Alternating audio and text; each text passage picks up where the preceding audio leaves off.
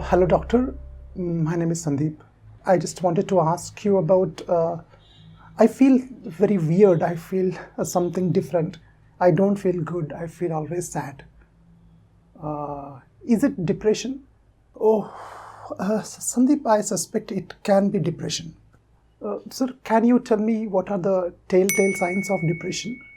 Okay. Signs of depression, first sign is you lose your hunger. I mean, you will have problem with your digestion system. As far as thoughts are concerned, you will feel very low, sad always. That feeling of hopelessness is there.